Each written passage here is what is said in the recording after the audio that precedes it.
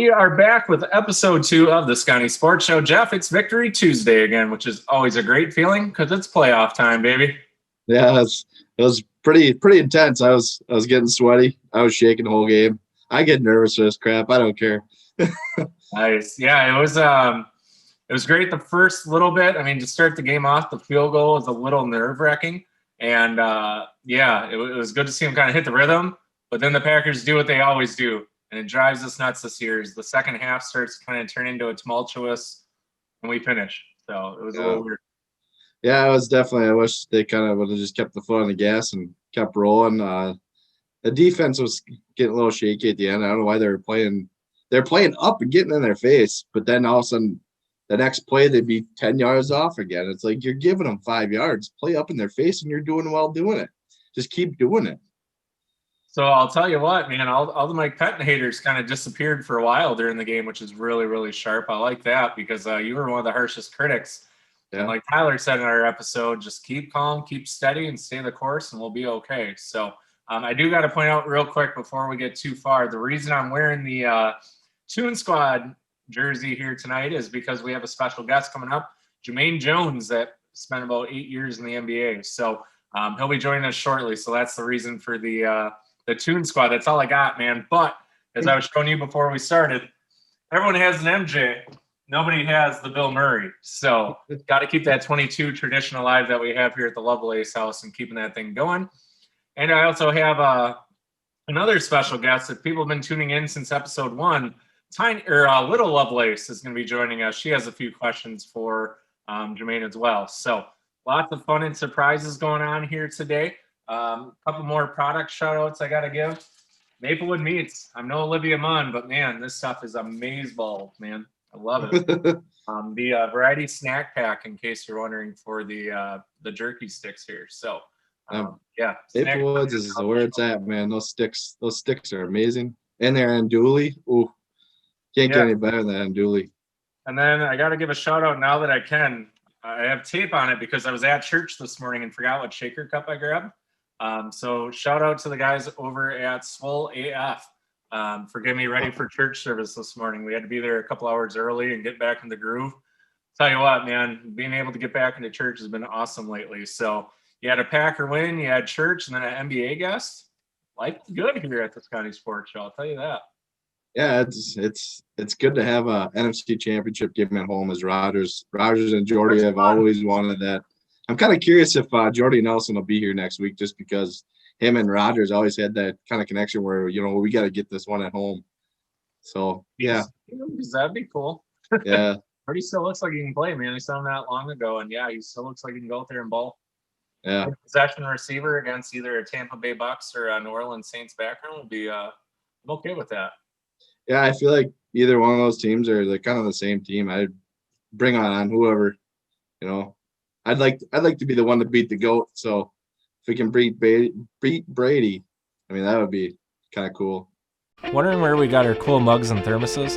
Look no further than our pals over at Just the Three of Us. So huge game out of a few guys again yesterday. I mean, kind of your basic guys, but I think overall as a team, and then seeing the defense, holy crap, guess who showed up this week? The Smith brothers. They're back. Man, have we missed them around Green Bay. Yeah, that was pretty nice to see. And them and Kenny Clark got a sack. He had 2 because he had a full sack, a half, and then he got another half right at the end. So I think he would have finished with 2 sacks on the game. So, yeah, good to see Kenny there and fired up. And some other guys going on the defense. I mean, seeing some good secondary play again this week, although – we keep touching on this guy. I'm going to keep picking on him. But, man, Kevin King and tackling just don't seem to go hand in hand yet. But I'll tell you what was a little shocking was the stiff arm put on Zadarius Smith. Oh, yeah. Did I never expect to see that happen? No, I saw Smith come up, and I'm like, he's going to get him. He's going to get him. Also, it was just like, boom, he was done. I'm like, whoa. Yeah, I think everybody in Green Bay had that holy shnikes moment. With the great late Chris Farley. Holy shnikes on that one, because that was not something we're used to seeing in Green Bay, and knock on wood, hopefully that's the last time we see that, because that was a little weird. Definitely not used to that. Yeah, it was definitely something to see. I mean, you don't expect that from Smith, being a powerful pass rusher that he is. see him get a little stiff arm from a little running back. I mean, he's no joke to the running back over there, but yeah, it was talking about other things at church this morning, talking to some of the guys in there that are big sports guys. The Aaron Donald moment on TV, probably not the way he wanted to be envisioned, but in case you missed what we're talking about, I'll share the clip down here in a second. But Aaron Donald crying on camera, which is, I get it, you're a competitive guy, but probably not what he envisioned of himself, for highlights during the game. And unfortunately, that's how we're remember Aaron Donald from this game, as tough as he is. Yeah, I mean, I could see it. The guy he's very passionate, and he likes to talk a lot and do stupid stuff. So, I mean, for a guy to be crying like that, I don't feel bad one bit. I really don't. You kind of earned what you got there. Another guy that everybody expected to be huge against us this week, and they talked about the matchup going into it of him versus Devontae Adams with Jalen Ramsey, who was virtually nowhere during the entire game. Throwing a fit on that touchdown to Devontae. He was not having it. That adjustment, I mean, yeah, you could definitely tell it was on the safety on that one. I mean, there was no way Jalen was going to be responsible for cutting over, and that it looks like they were in a cover 2 shell. And for him to be able to patch over that was a great job by the Packers. I mean, it helps that our head coach knows most of their playbook, I would assume, in different aspects of it. But to see Coach LaFleur shift over in that type of scheme, I mean, they timed it perfectly. Green Bay, Aaron Rodgers did a hell of a job on that play call alone, as far as the adjustment goes, because they were spot on, and Jalen and that defense had no time to prepare. So it was a great job by the Packers execution on offense. There was a lot of calls throughout the game there where the adjustments were right on time. Again, chalk that up to, again, LaFleur knowing a lot from McVay. They said during the game in the broadcast that McVay and LaFleur definitely talked a lot. It was just a little differently. And like they said, all gloves are off. So it's cool to see the second youngest coaching combo since the Super Bowl era started. And the other one, I think, was Jimmy Johnson and Don Shula. Yeah. Don Shula and John Madden. That's what it was. Yeah. To see that combination of coaches who are legendary and Hall of Fame style coaches, it was cool to see that resemblance of two coaches that are definitely going to have a very long career here in the NFL. Yeah, it was interesting to see. Definitely. I mean, I respect the hell out of Sean McVay. That guy he's a brilliant offensive mind. And I mean, you could tell him and LaFleur have worked together because it's pretty much the same plays. Dink, dunk, get down the field. I mean, although the Packers seem to do the more big plays, like go deep. Like they said there in the broadcast, they said that the Rams very rarely go deep. So I think they kind of missed that with Cooper Kupp being out, maybe. Because Robert Woods is kind of the dink and dunk guy, but Coop is definitely the home run shooter. And I mean, missing him, that hurt them big time. Yeah, and Green Bay looked good. I mean, remember, we were going against the number one defense in all the NFL last night, many of the categories. So it was great to see Green Bay's execution. And I'm hoping it gives us a real chance against either, Tom Brady and the Bucs, which was the only real hands-down loss here to Green Bay this year, or against the Saints. And again, they'll have Drew Brees back, depending nothing happens during the game today. So it'll be great to get a true test of that Packer defense and offense against Drew Brees and the Saints, or again, Tom Brady and the Bucs coming in. Yeah, I mean, obviously the better defense is the Bucs, but you got the Saints. Saints, I think they can do what they want with the Saints defense. Buccaneers, I mean, it's gonna be a little bit more difficult because you got those two quick linebackers. So I don't know. It'd be a horse apiece either way. I don't know who I want to face, honestly. Still, I'll tell you a matchup that really makes me nervous yet is Gronkowski if he gets hot again against the Packers linebackers, because as you saw the difference between a Chris Barnes and a Christian Kirksey, it was good to see Christian kind of get unleashed a little bit, but there's still so many injuries and a lack of true stability there at middle linebacker here in Green Bay. And obviously one of the big concerns I think Goody faces during the offseason this year will be that middle linebacking core, which has been unsure this year. I mean, if we can keep a Kirksey kind of healthy and like they said last night, let him more get free and let a guy like Chris Barnes call the plays. But Chris Barnes in and out, it's cool to see him come back to that cast on right away, man. I don't know. Yeah, I almost had a pick. Report. Yeah. he didn't have that cast on, he would have had that. Aaron made me a little nervous a couple times last night, man. During the And second the and third second downs half, or inside the first red half. zone, chucking them both in the end zone, just literally lobbing them. I mean, right in the guy's breadbasket and dropping it. And then we had MBS and St. Brown again, the usual hit or miss. Was a little uneasy going into, an NFC Championship. But I will point out, Jeff, and believe me, if this happens and we make it to the Super Bowl, I'm going to be sharing and sharing and sharing that Tyler Lancaster clip because he was the one that predicted a Super Bowl appearance by the Packers during our show. And as far as I know, I've talked to any of my other media buddies, only Packer player this year to guarantee a Super Bowl appearance. Happened here on the Sconni Sports Show. You got to love stuff like that, man. That's pretty awesome. I mean, if you're talking to who's that guy from the Jets we had on? Earl Christie. Earl Christie. Sorry, Earl. Remember when I said I just have that feeling? I mean, I'm not a parent player, but I don't know. This whole year, I just have this feeling like it's gonna happen. Well, it's good to see A-Rod fired back up again, and yeah, call it what you will, but it seems like every time Aaron seems to be single or transitioning of a relationship and has time to kind of rebalance, and I think that's with anybody. You get a chance to really focus in on yourself, whether it be a relationship breakup or a job change or having the added pressure of a quarterback being drafted, as was the case with Aaron. It kind of puts a little something extra in your giddy up this year. And you can see, one thing we talked a lot about here at home yesterday was on Sunday, would be the fun that Aaron Rodgers was having again, being able to laugh and, be young again. And, he chucked the football in the stands, which I'm sure is probably already on eBay somewhere for like $500,000 at this point. Yeah. Who knows? Maybe Lil Wayne went down and bought it. Cool to see him at the game again yesterday, of course, as well. I'm sure he'll be here next week. We'll just watch for it. So, a little bit of a remix. We were kind of split on that song a little bit. As a lot of people said, it was a lot of the same Green and Yellow, which maybe that's the only part I didn't. That's the only part I really didn't like is you kind of got into the Green and Yellow thing again. But I mean, it makes sense with how it transitioned this time either. It was it's hard to remake something, it's just like any other movie out there or anything else. It's hard to reboot the same concept or philosophy. So we'll see. I mean, it was definitely different. Yeah. I like it. Predictions as far as, let's see, we have the Browns and Chiefs coming up here next. There's a lot of former Packer coaches and players in this game.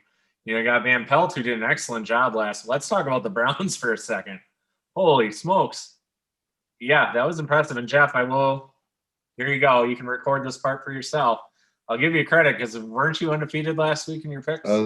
6-0. I picked every game right. Yes. Yeah, I'll tell you what. I picked from the heart, and that's the biggest thing where you get in trouble in this game is you pick from the heart and you'll get destroyed. But yeah, we got J.C. Treader and Andy Van Pelt from the or Alex Van Pelt, from the former Packer coach and player. Goodson, the linebacker that played here last year. Yeah, so there's quite a few faces on that side. And one of my good buddies and his family, Mike Pinnell, playing again for the Chiefs as a D lineman over there. And then they have I think it's a cousin. I was reading his mom's message before the game. So he's got family in there. So they were talking about their good genetics. I mean, yeah, if you've ever seen Mike Pinnell in person, there's a picture of us somewhere during family night quite a few years ago. Mike actually jumped into the crowd, which Peardy hated.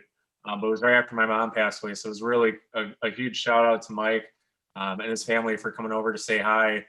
Again, almost during the scrimmage itself, where Mike hopped the non-Lambeau leap here because we were off to the sideline. It was cool to have him come in the crowd and kind of talk to us a little bit. So always root for a guy like that. And he's a cancer survivor himself. So one of the goals for the offseason, obviously, will get Big Mike and his mom and everybody on with that group because they are some of the sweetest, kindest people you ever meet. Like I said, a guy that beats cancer, you always got to root for someone like that always gave back. All right, Jeff. So let's get into, sorry, we got sidetracked there. Predictions for next week. Green Bay versus either, again, Tom Brady and the Bucs or Drew Brees and the Saints. I mean, either way, it's probably one of the last games for those two guys. Or both. We don't know.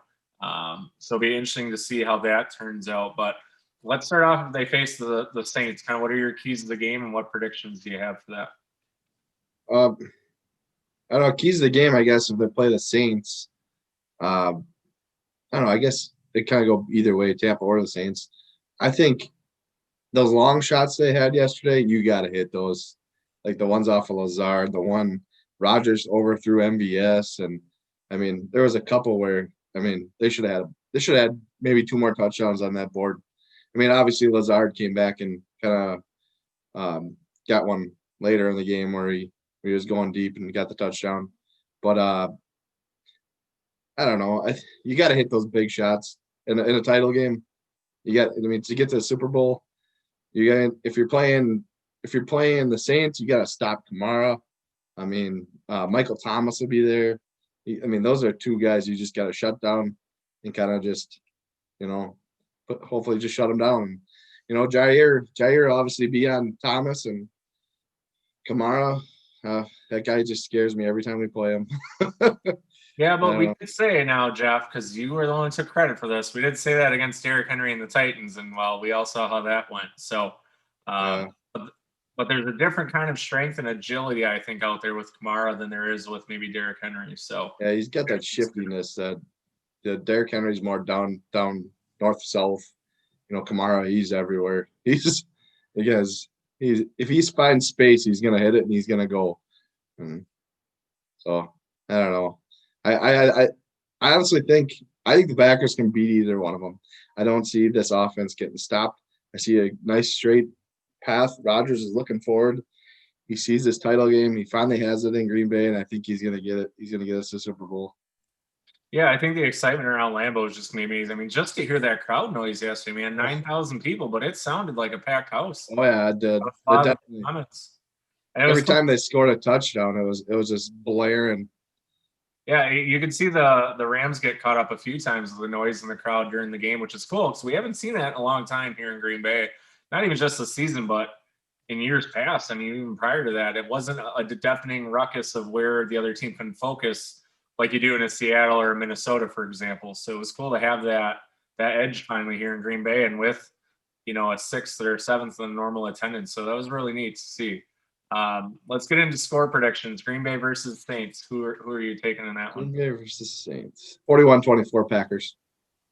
I'm going to go a lot closer than that. I'm going to go 31-24 Green Bay. They open it up, but it's still going to be close, man. I think it comes down to the wire and a huge, huge key in for the Packer defense at the very last minute. I'm going to be doing this all game. Yeah, I agree.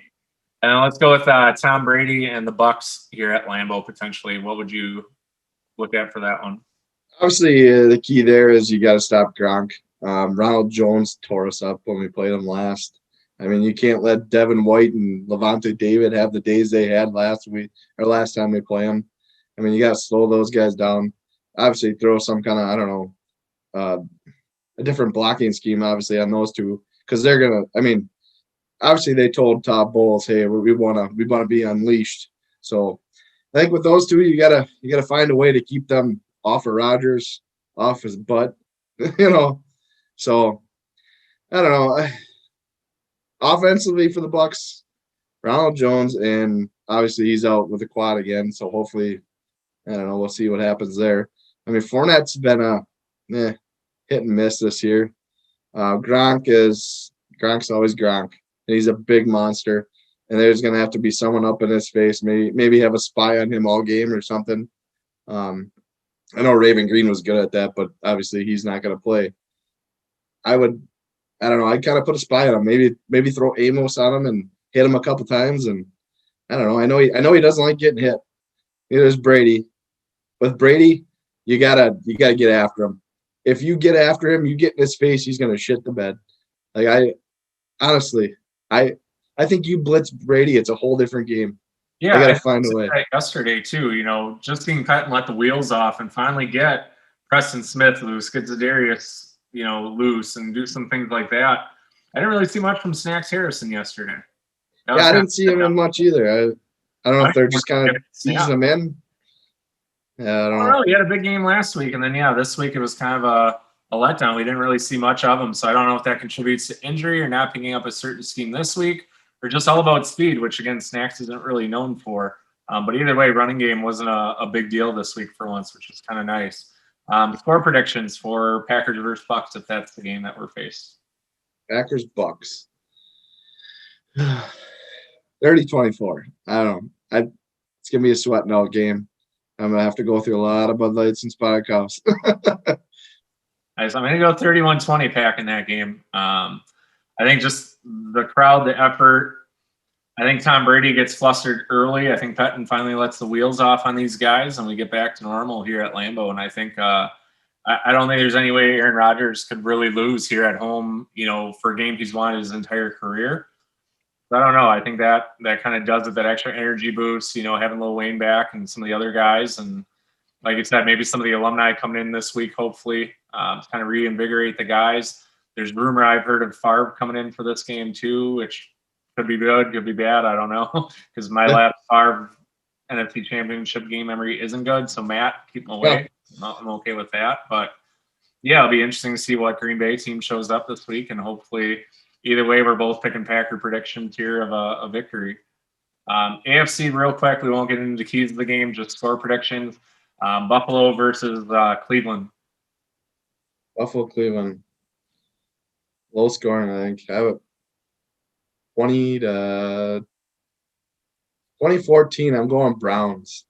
Okay. I'm going to go 35-20 Bills. I think, Baker Mayfield, I think, just under the pressure last minute, just kind of chokes it up. And I think they get hit in the mouth early, and, Cleveland doesn't know how to respond in that one. And then finally, let's finish up Buffalo versus the Chiefs. I mean, kind of the Super Bowl prediction all year long has been Chiefs, Chiefs, Chiefs. What are you thinking there? I'm going to go 34-27 Bills. I don't think Chiefs are going. I really don't. I think it's tough to pick against Mahomes, depending on how they do today.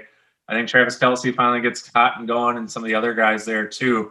So I'm going to pick this one a little bit more of a disadvantage. I think I'm going to go 37-17. I think just Mahomes and the Chiefs just upend the Bills if that's the case. Because again, the game will be at Kansas City, so I think they've always kind of had that edge there as well. So, Jeff, so this week was a little difficult for me, as you and New pointed out. I tend to have a gravitation towards a certain object of mine more than anything else. So, long story short, we were out with Shia from Shia's Outdoors this week and did a little ice fishing. So we went out we talked about my first time out, didn't have any luck. Went out for round 2 and I hit 4. I hit 3, and then little Jaylena or J Money hit a single on herself. But yeah, we were finishing up, packing up everything, and I thought I'd put my phone in my pants pocket. It was in my jacket, zipped up the pants, went to turn, and music stopped. Well, wouldn't you know it, my lovely, lovely iPhone Max Pro decided to go for a swim. So thank you to the different Facebook groups we're in and everything else, and then obviously people that watch our show. I found somebody that could help me out. At first, we were going to bring up a diver to my friend Rick Bay, his Uncle Jim. We're going to have a diver buddy come up from Manawak, which would have cost me $400. Oh. It's tough because, again, we have all these guys and gals information that we have through the show and family and everything else in there. So I want to see what we could do. Former fire chief Randy decided to call in one of his diver buddies. He would have been 150, which is great considering what they all have to do. So shout out to him and the local Brown County dive team that was willing to come on out. But yeah, it was one of our fans through Facebook and one of the groups I'm in for Ice Fishing Wisconsin that came on out, and after live camera underwater stuff, we were able to finally dig it up with a fishing net on a 10-foot pole, and we were able to get it. So the phone is back, it's alive. It's cool because I have an alert on here where the light flashes, and everyone always gives me so much crap about going, oh, it's stupid flash, oh, it's annoying. But tell you what, man, that flash was going off the entire time. I have an alarm with my oldest daughter every Tuesday and Thursday, and the alarm actually was going off the entire time. So since 7 o'clock at night, the night it went in, which was only 30 minutes after it probably fell in the hole, until we got it out about 11:30 the next morning, that light was flashing the entire time. So shout out to Apple iPhones, which are apparently waterproof up to that 10 feet that my phone was at. It was right at 10 feet when we found it. So it took us a couple hours. And yes, we did fill in the hole for everyone complaining at me saying it was illegal to fill in the big hole or cut out that big of a hole. We did fill it, spot it, mark it. So it's safe. We checked on it that night and the night after. And I went out again myself the next day. Well, not myself, but with She Outdoors, but we split up. And I was able to get the only fish again. So I think it's safe to say I have a new hobby of ice fishing now. I can officially say I'm getting into becoming an ice fisherman. So never thought I'd be here a year ago, man. It's amazing. Myself, I'm not a person to go sit on ice and fish. I mean, it go good for you. I mean, but I don't know. I'd like to sit there and just drink beer and watch you fish. That's about it. Always welcome to that too. That's fine. I mean, half times I feel like I should be doing, but knowing the fact that I can't swim, which is funny when everyone goes, "Oh, just jump in." No, that would be the end of the Sconni Sports Show. That'd be it. Like, yeah. Where the hell are you going thinking that? Especially when I put in the post clear as day many times that I cannot swim. I have no urge. And I don't like being that cold, which is funny being doing ice fishing. But it was really nice out. We went out the last time, I think Thursday and or Wednesday, because it was before the storm hit. Sat right outside, man. It was a nice night to be outside and awesome little sunset at night, which was really cool. And yeah, it was neat. You get to see a lot of cool stuff you don't normally see out there on the bay, which I thought was neat. So this weekend we didn't end up getting anywhere. We ended up just tailgating all day and night yesterday.